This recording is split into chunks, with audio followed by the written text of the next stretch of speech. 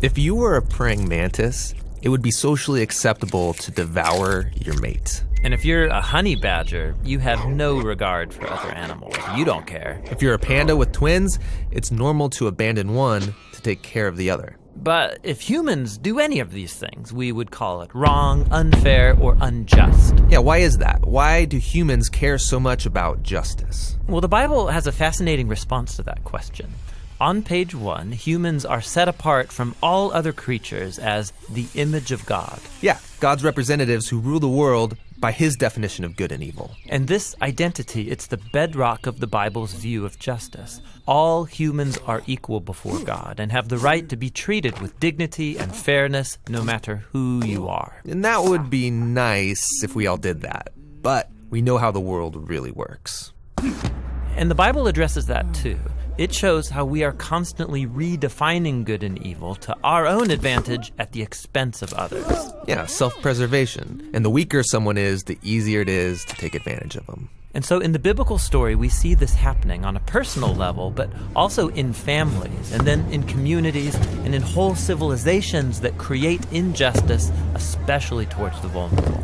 But the story doesn't end there. Out of this whole mess, God chose a man named Abraham to start a new kind of family. Specifically, Abraham was to teach his family to keep the way of the Lord by doing righteousness and justice. Yeah, doing righteousness, that's a Bible word I don't really use, but what comes to mind is being a good person. But what does that even mean, being good? The biblical Hebrew word for righteousness is tzedakah, and it's more specific.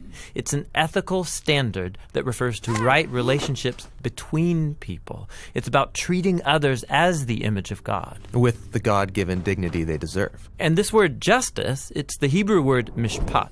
It can refer to retributive justice. Like if I steal something, I pay the consequences. Exactly.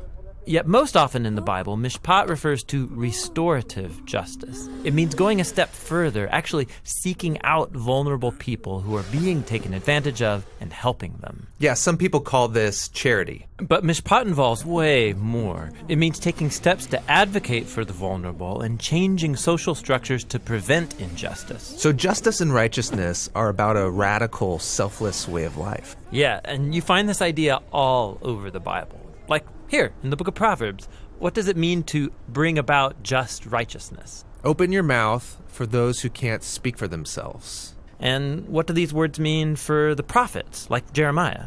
Rescue the disadvantaged, and don't tolerate oppression or violence against the immigrant, the orphan, and the widow. And like here, look in the book of Psalms. The Lord God upholds justice for the oppressed, gives food to the hungry, and sets the prisoner free. But he thwarts the way of the wicked. Whoa, he thwarts the wicked? Yeah, in Hebrew, the word wicked is rasha. It means guilty or in the wrong. It refers to someone who mistreats another human, ignoring their dignity as an image of God. So justice and righteousness is a big deal to God. Yes, it's what Abraham's family, the Israelites, were to be all about. They ended up as immigrant slaves being oppressed unjustly in Egypt. And so God confronted Egypt's evil, declaring them to be rasha, guilty of injustice. And so he rescued Israel. But the tragic irony of the Old Testament story is that these redeemed people went on to commit the same acts of injustice against the vulnerable. And so God sent prophets who declared Israel guilty. But they weren't the only ones. There's injustice everywhere. Yeah, some people actively perpetrate injustice. Others receive benefits or privileges from unjust social structures they take for granted.